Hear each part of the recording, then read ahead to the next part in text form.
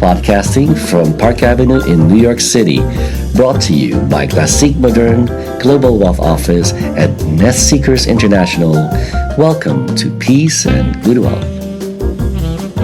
Good morning once again. This is Loy Carlos, your host for Peace and Good Wealth. It's another great episode. And today we are talking about talent, opportunity, and the doors that determine the direction of a young person's life. Today's guest is Byron V. Garrett, actually, whose career has spanned education, government, philanthropy, and corporate leadership. He has led the National PTA and the National Job Corps Association, served as Chief Revenue Officer of United Way Worldwide, and now as CEO of Genesys Works, leads the not-for-profit for expanding career pathways for young people across the country. In 2024 alone, Genesys Works placed more than 1,200 students in paid internships. Those students collectively earned $12 million, and 90% went to enroll in college. Now, a best-selling author of 9 books, he was also named to Time's Visionaries list of 2026. Welcome, Byron V. Garrett. Thank you much. I appreciate it. Glad to be here with you. I try to, it's like it's rare that I have such a multi.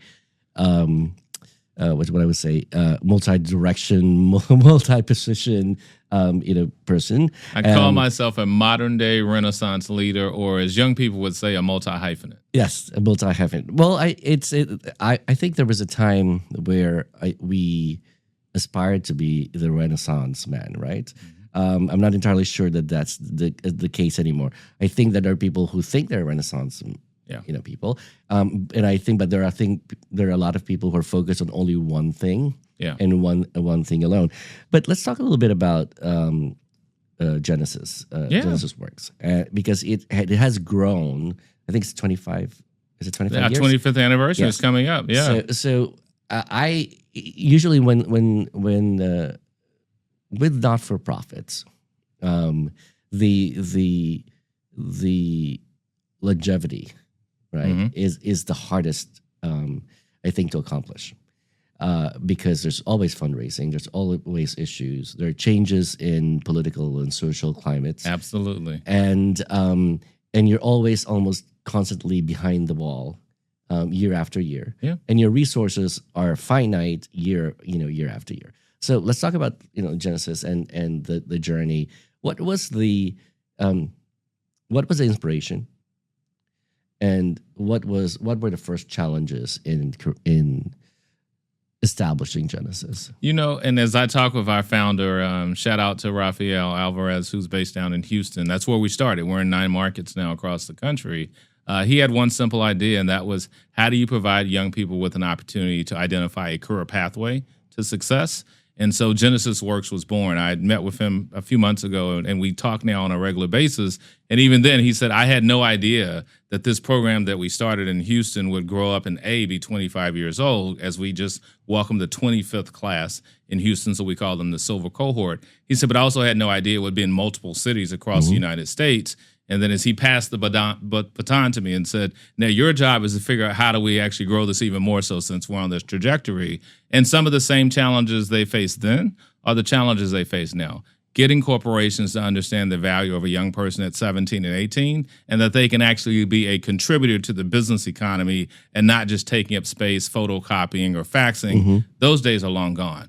You have young people right now who do quality work within a corporation alongside their peers. Mm-hmm. And so getting corporations to understand the value of that is always going to be our challenge, to make more opportunities available when you're trying to balance the budget and you're right-sizing the economy. But you need to do that on behalf of young people because it invests in them, and it's also a significant investment in your corporation.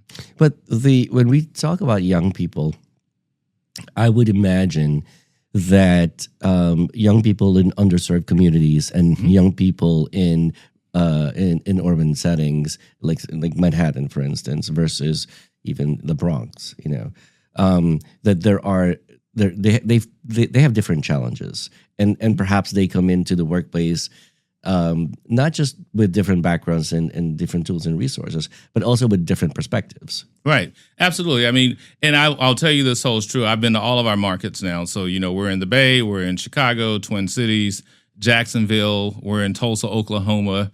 We just opened up in Nashville, or certainly here. And out of all of those markets, the common thing you see is that those young people are distanced from true opportunity. It's not uncommon to meet a young person who's never been. They may see the skyscraper from a distance. They've never been there. They don't know anyone that works there. They don't know that it's actually possible. I could be in Texas and I met young people who would say, I want to be the first person in my family to work inside the building, to actually not clean the building, but actually have a job. And so that holds true regardless of where you are geographically. And the other piece of that is these young people have talent, but the opportunity, while it seems like it's readily available, it's not readily available for them. Right. And having a program like ours that wraps them in a way that gives them the support to put them on a pathway for success, simply giving them that exposure to know that it's actually possible makes a fundamental difference. May I just segue, and it's going to be political for just a quick second, because you touched on something that I think is important about access. Voting rights. When people say, well, they could just produce an ID. And I said, well, it's not an ID that they want to produce. It's citizenship, which you can only accomplish one of two ways. That's right. Right? You have your birth certificate, which no one walks around. No one even walks around a Social Security card, much less your own birth certificate, which is very difficult to replace. I'm grown, and I know where my birth certificate is. It's in my mom's same silver box in South Carolina. It's not sitting at my house in Maryland. Exactly. And then the other one is a passport. And this is where I think I come in. Most Americans have not traveled outside of the country. Absolutely. Most Americans do not need a passport at all. Right. They only aspire to be able to ride, a plane one day to go somewhere else. But most of them are basically local. They go to the same places, 2 hours away from where they are. So to expect them to know and be able to get access to that little tiny thing that we take for granted, right?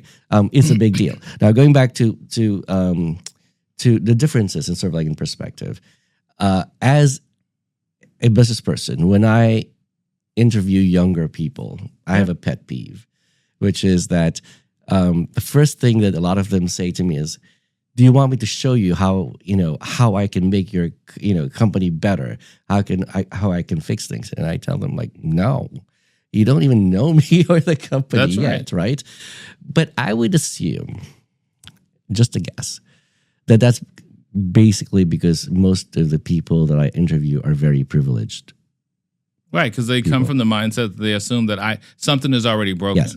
And my job is to come in to tell you that I have a better solution than what you have based upon what you built. Exactly. And our young professionals have a very different take on that. They're hungry. They have what Carol Dweck calls grit, which is not a term that's new to them because they were born with it. They've literally had to make something out of nothing most of their life. And so they come into an environment not saying, how can I make it better, but how can I contribute to what it is you're already doing? Right. And also, how can I learn so that this will advance me so that I can go even further, which is why we see our young professionals oftentimes stay with the same organization, returning as an intern when they go to college, or ended up being there as a full-time employee and out-earning their parents within 5 or 6 years, because they're not seeing it as a problem to solve, but instead, I just want to be a contribution and have a seat at the table.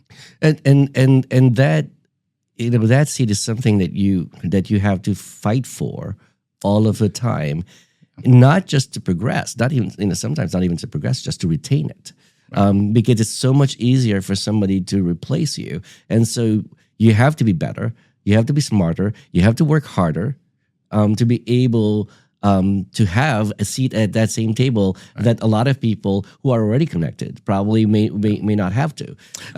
And I'll just tell you, one of the things I've found, and I've traveled and done work, as you mentioned in the intro, in a variety of sectors, a hallmark of our program is our summer training program, where we select a student. For folks that don't know the model, we select students in the spring semester of their junior year. We put them through an intensive 8-week summer program to give them both professional skills, but also technical skills, so that when they do go to work at 17 or 18, they're able to be an immediate contributor in that organization. And so they come with a very different mindset around what the spirit of and what this ethic looks like that they bring to the table. And corporations really rally in support of that. So you mentioned retention. One of our biggest challenges is, how do we retain seats? How do you return the internship? And oftentimes, what allows us to retain it when someone's in a business meeting or they're talking about their P&L and their bottom line, it's that internship supervisor. It's the manager turning around saying, but did you know John helped save us $2 million on this project? Yeah, but he's 18.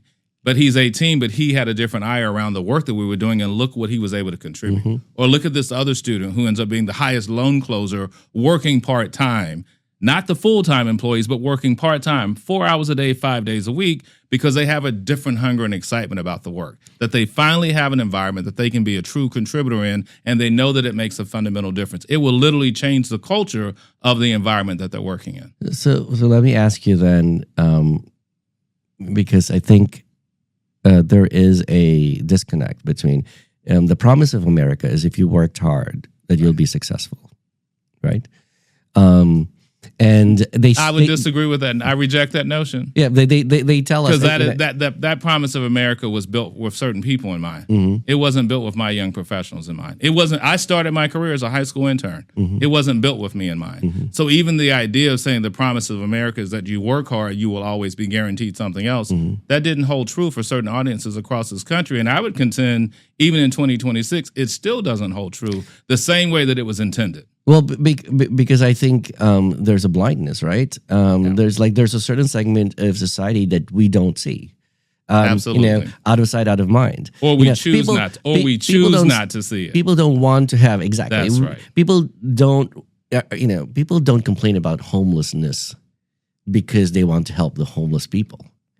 Right. They just don't want to see them. As long as you stick them somewhere else. You sound like my college president from undergrad at High Point University when I was vice president of student government, and I was sitting in one of our board meetings. And I said, but Dr. Martinson, you know this is an issue. He said, but Byron, you misunderstand the challenge.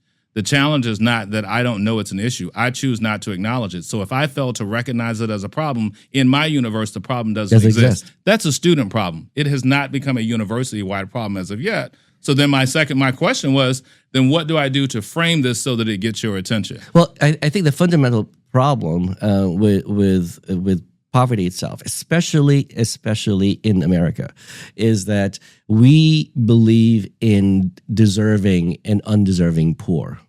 Very well said. Right. And we believe that people who are poor because of who they are and what they are. People are homeless because they must have done something. Right.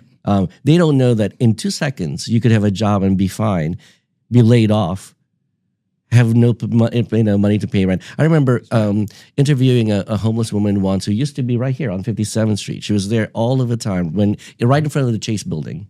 The Chase Bank. And I asked her, she says, no, back then it was like I guess 1990s. So she says, I know word processing, I know Excel, I know this, I know how to do a database, et cetera, et cetera. And I said, then why are you homeless? She said, have you seen my teeth? She says, no one's going to hire anyone with bad teeth. Right. It's as simple as that sometimes. It could be. It's like there's so many things that we have as a preconceived notion of why people are poor. If you don't have, I remember coal miners couldn't even write their own name, sign their own name. So they would have to put an X as their signature. That's right. Right. So how are they supposed to be? How are they supposed to grow in a society with everybody else? Well, it's interesting how you draw that correlation, because what we do know, and I'm a former K-8 school principal, even what we know in education is your dental history or lack thereof is an indicator of how well you will do. It is a true predictor, because if you have acknowledged these things or you don't have access to the level of care that's necessary, it tells us a whole different story. If you're sitting in the employee office, if you're the HR manager, you think about it differently. And so one of the beautiful things about our program is that we help that young person understand what things they need in order to navigate these spaces and places that were not built or designed for them, so that they can not just survive, but they can thrive in that particular setting. And we see that in every single market for us across the country. And there's something very basic that I can't believe that I would have to mention, and that includes food. Yes. Right. There are a number of people that are food insecure in what is claimed to be the wealthiest country in the world. Well, I don't understand. Why is it even a question that people, forget about children, people who are hungry don't perform well?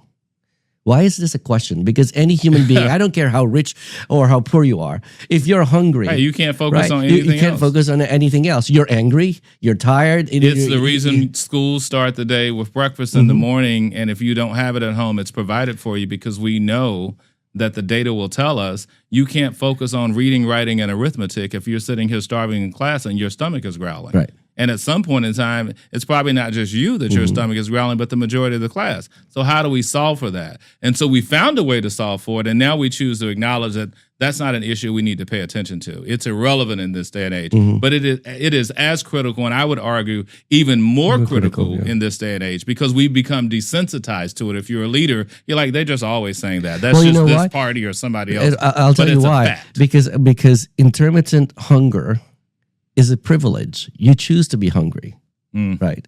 There are people who don't choose to be hungry, but are hungry and will be hungry, and they can't understand that when people in a family have to take turns to eat. Right. We are in a land of plenty. But there's a huge we're in a land of plenty for certain people. For certain people, exactly. I'll give you one great example. So I mentioned I was a school administrator. So I was a K principal in Phoenix. And I'll never forget talking to one of our new educators. The board were like, hey, you need to hire this person. They got all these skills and credentials. You're in downtown Phoenix. They come from Scottsdale, which is affluent. And I was like, that teacher cannot teach in this setting. They will not be effective nor successful. And the board said, well, we disagree.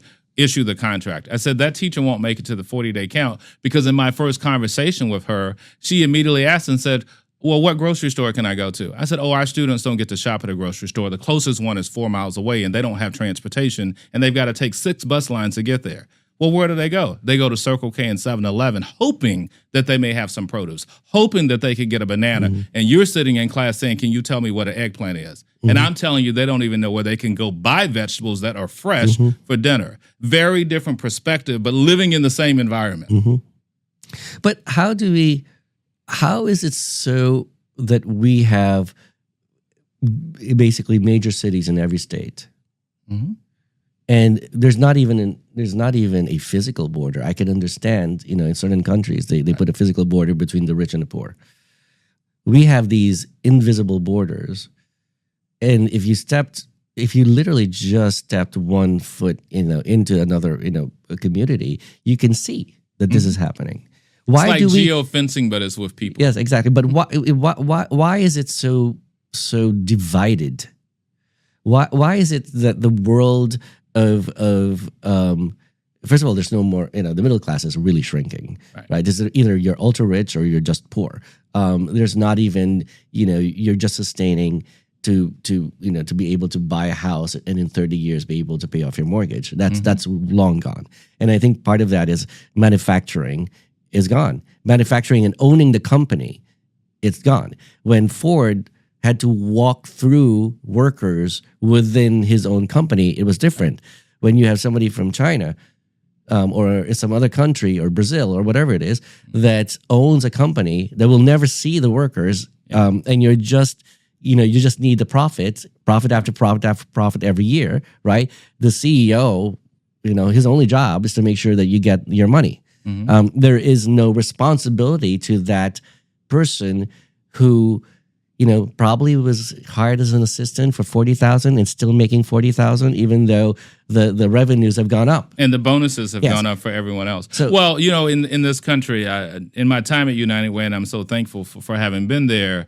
There's an area or program that's called ALICE for short. It's an acronym. So Asset Limited Income Constrained Employed, meaning I'm employed, but I still don't make enough to pay my bills. And that happens in every single organization around this country. It also happens around the world. But in this particular country, as you rightly point out, we have folks with massive amounts of wealth who literally know that they employ people who can't even pay their bills based upon the salary. And then you're frustrated when they say, I need to leave work early to go to my second job. When truth be told, if you just paid me a living wage, I wouldn't even need the second job, but I have no choice. But you don't place a value on that the same way. I know people who literally spend tons of money on things that the average person that I also know would say are unnecessary. It could have been someone's tuition. It could have been their light bill, their mortgage, and you bought a handbag or a pair of shoes. That's a fundamental difference. And so when you think about programs like ours, we're meeting those folks exactly where we are. So we're meeting that 17-year-old whose family's low income, they're impoverished, they're too far away from opportunity, and they don't even have a resource in their school or in the house to put them on the right pathway. But then comes a program like Genesys Works that helps that young person, it dusts off all the bad things that society has said, helps them package and frame themselves in a way that they're now presentable and acceptable. But the key thing that surprises folks is that they're not just going to be sitting at the table, but they actually have the ability to exceed the expectation. And those outcomes that we see, it tells me that our philosophy and belief is true. That literally talent is everywhere, but opportunity is not. And these individuals simply need access to the opportunity to position themselves in such a way that it doesn't change just the cycle for them. It can literally change the entire cycle of poverty for their family, for their community. In Houston, which is our founding location, we're now seeing what we call the fifth generation, where the oldest brother went, now another brother has gone, and now another sibling has gone, and now someone's child has gone and enrolled in the exact same program. So the ability for a program like ours to transform the trajectory, and it's not just about the one single individual. Oftentimes, it's literally about the entire family and a community. Well, because I think the family and the community understands, certain families and certain communities understand the value of opportunity. Right. I know as an Asian, when I pray in the morning, I pray for opportunity. Love that. That's all. Because whatever it is, whatever miracle you want, I had to be very thankful for that. But opportunity is all I want. Right. When my entire career is just about somebody giving me an opportunity. Part of the reason why I like to do the podcast and why I also like to help other people and take time telling people about my experiences and what I've learned, it's because what I've learned is a product of what everybody else taught me.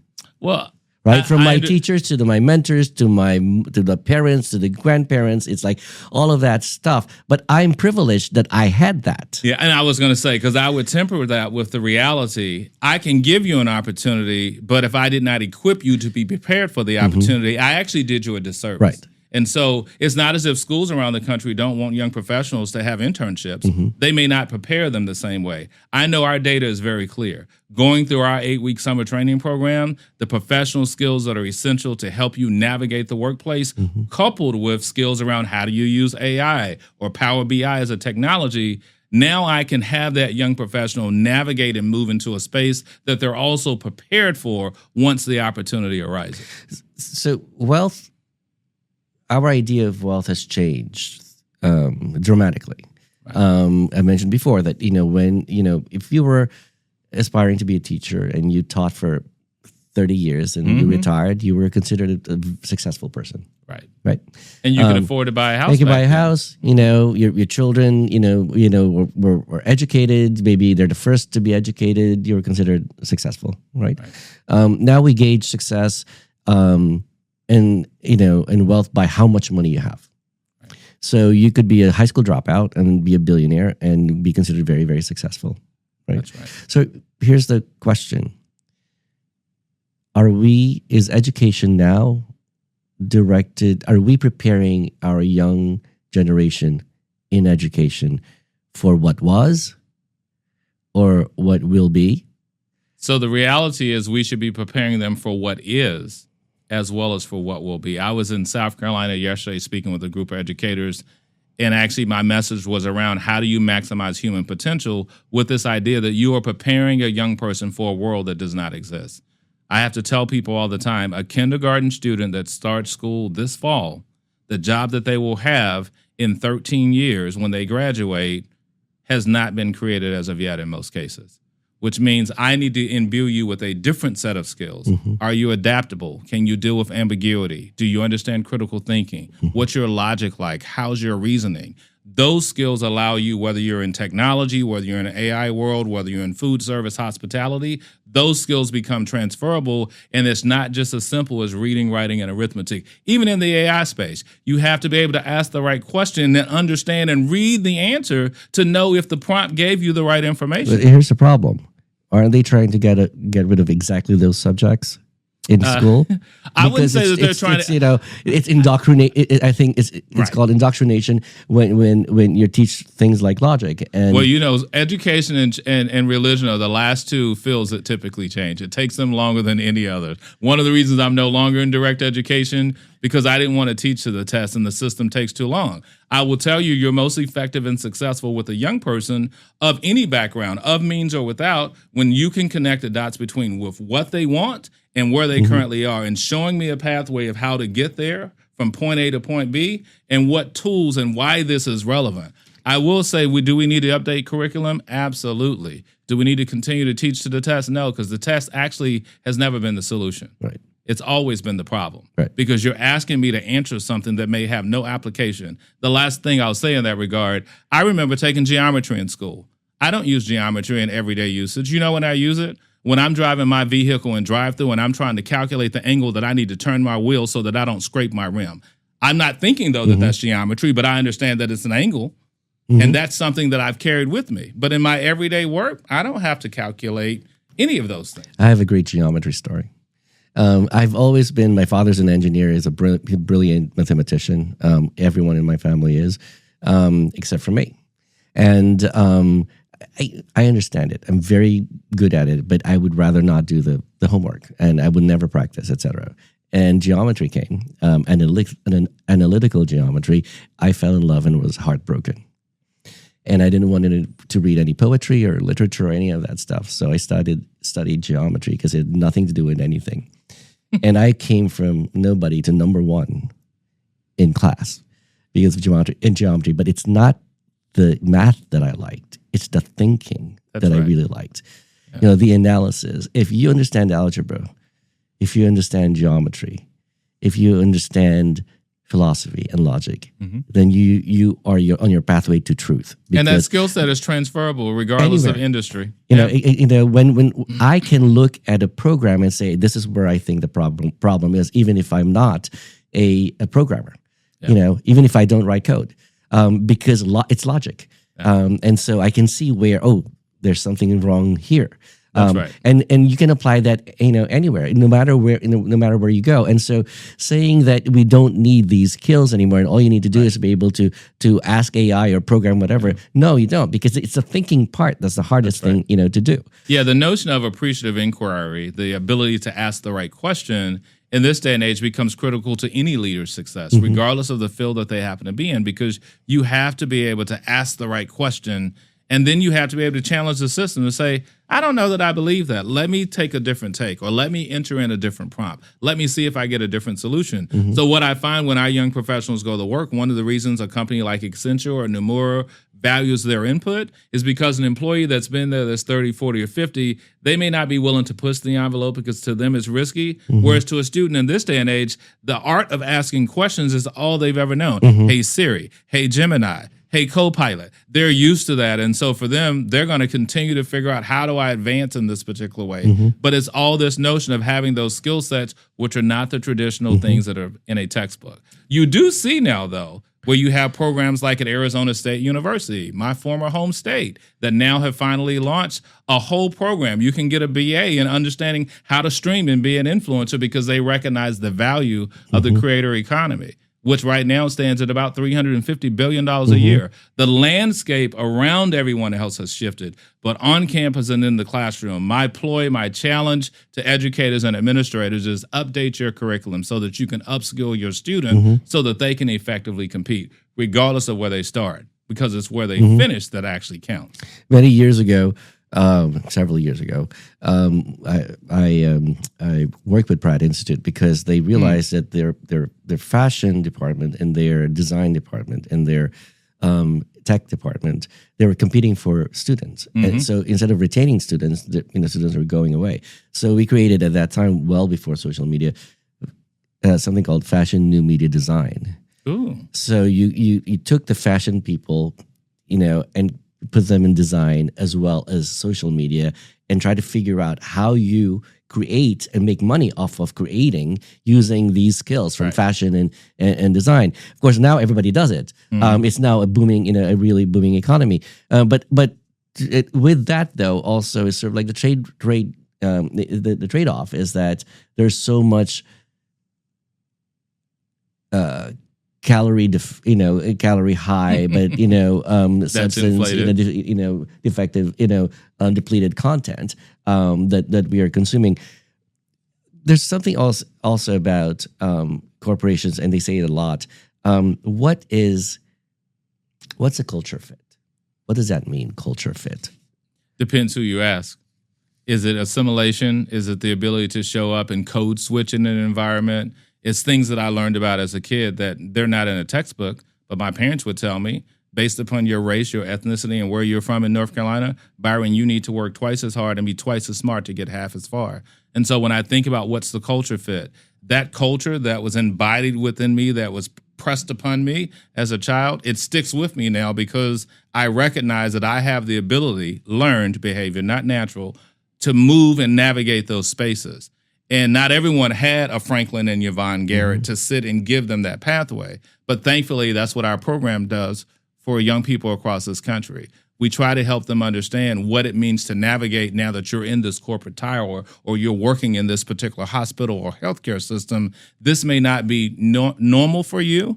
You may not know anyone who's ever been here other than being a patient, but we can give you the skill set so that you feel comfortable. The other side of it is corporations and organizations that will be most successful and effective going forward are those who understand that they're better with a diverse set of individuals, bringing various perspectives and insights to bear on a problem and a solution, as opposed to thinking that there is only one way or only one direction. In your experience, do you feel that larger corporations are more receptive or more or benefit from it more, or do smaller organizations benefit from having access to students that you're helping? I think it's a yes and instead of an either or. And what I mean by that is if you're in a smaller corporation or organization, you probably have a closer proximity to higher level decision making.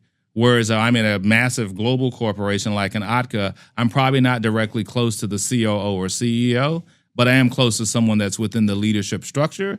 But both of those roles are equally important because the sphere of influence, and when that young person does their end of the year presentation around what impacts they had on the business, various leaders are listening to that and they get to see firsthand and understand and witness. And for the student, it lets them know I have been able to take what I had and now look where I've grown and how I've supported this organization. So I think it actually happens on both sides, whether it's small, medium, or large scale organizations. Do you feel that after these students have stayed with the businesses, because I think part of it is also not just being able to earn your income, but it's also financial intelligence. I do. One should take the money. Okay, what do you do with it? Yeah. Right. Before we put it in the bank doesn't give you any interest anymore. That's right. So now you have to go and invest it somewhere. Right. And this type of literacy certainly does not exist when you don't have any money. That's right. Well, and that becomes part of our program. How do we help a young person figure out the $12, $15, $17, $18 an hour that you may make when you used to make zero?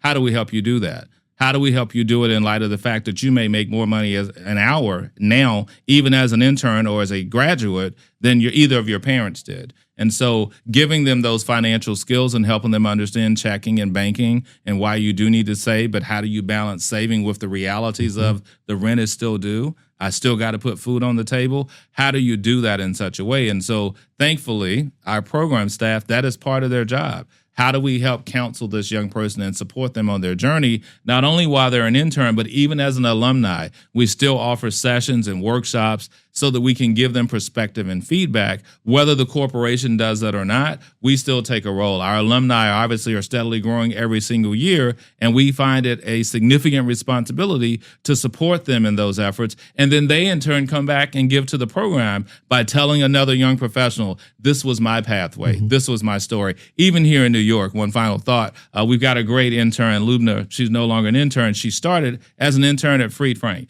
She knew for a fact she wanted to work for a legal organization. She wasn't sure what industry. Once she graduated from college, she did all of her internships every single year at the same company. She then decided, I want to work in HR. Where is she working as a full-time employee in HR at Fried Frank? So this notion that I know that when our young people get the opportunity and we give them the resources and support, they end up making the right decision. And they're not going to say, let me leave the company or leave the city, because they realize how much was invested within them. So we see many of our members choosing to stay right in their same market, preferably with the same company, because they are now part of the culture. So for Genesys, what is the biggest challenge for so your two sides, right? The corporation. Yep. What is your biggest challenge in engaging more corporations to participate and collaborate and to support? And what is your biggest challenge in engaging students to come and be a part of? So the latter is easier. We don't really have a problem with student recruitment. In all of our markets, we do incredibly well. There are young people who are looking to be on the rolls. We have to cut off registration every single year because we know we can't meet the demand. We don't want someone to come do the summer program and then we have no internship for them. And so the reality is our biggest challenge is reaching out and helping corporations, getting time with them to understand the value of what it is we deliver and what we offer as a program. Not just how did you change the life of a young person. I think before this current cycle of politics, people valued that. That is not valued as much anymore. Now corporate executives want to know, how do you actually contribute to the outcome or to the bottom line of my business? And so we're working day in and day out to demonstrate the impact. What is the return on investment by having a high school intern? How does that help improve your talent pipeline? How does it help you have game-changing solutions within your work environment? How did they help shift and grow your culture as an organization? Those are the things that we focus on every single day. And so we invite people all the time. I spend most of my time on the road doing just that, talking with companies. We've got to convince them that they've got to make more internships So how do available. they get more information? And also, where do they find you? Are you online, et cetera? Absolutely. So if you're online, you can go to genesysworks.org. I tell people, but it's GENESYS, like system, because we are a system and a workforce solution. So you can find us online, visit the website. Again, we have staff in 9 of the markets that I mentioned across the country, or our national team is available to come sit down and have a conversation or talk with your peers that work with many of our corporate partners that are also listed on the site, so you can understand firsthand from your peer, not just the person that's CEO of the program, but you can learn directly from your peer that's a CHRO or a COO. They can tell you the value of the intern, which is why we see them repeat the program year over year over year. And the final thing I would say is, in addition to corporations making internship seats available, we also need folks that just want to give, that want to help support innovation within the curriculum. How do we stay on the cutting edge and ensure that that young person is going to be as successful as possible when they navigate into a new space? And I think also, you've been repeating it, and I just kind of wanted to make sure that we emphasize this, that when a corporation, especially, a corporation of generally coming from privileged backgrounds, when they take on an intern from students from underserved communities, they also get to learn something. Absolutely. Because you need to learn the other side of the world in order for you to make it better, right? It's not just one way, and actually it makes them better.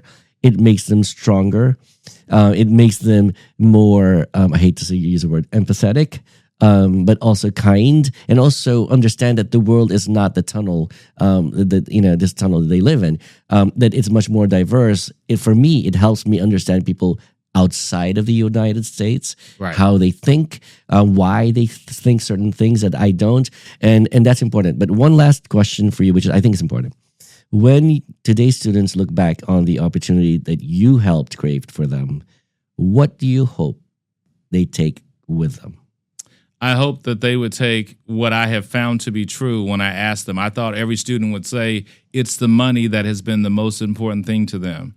And every time that I've asked that question, it is always the content and quality of the program that has prepared them to be more successful. And so what I hope they take from this program is that they are now prepared and that they deserve a seat at the table, not because someone just handed it to them, but because opportunity literally needs to be made available to every single young person because they have the talent. And that would be my hope, that's their takeaway. And then they pass it on, that's right, as well. Yeah. They, give other people the opportunity that was given to you. Or as they say, leave the world better than you found it. Absolutely. Yeah. Well, thank you so much, Byron, for joining us and enlightening us. This is really, really, I think, very important issue. It's often overlooked because of all of the divisiveness that we have in this world, and also because of all the superficiality that we hear everywhere else. I think it's important to note that there are serious problems that people encounter, young people encounter,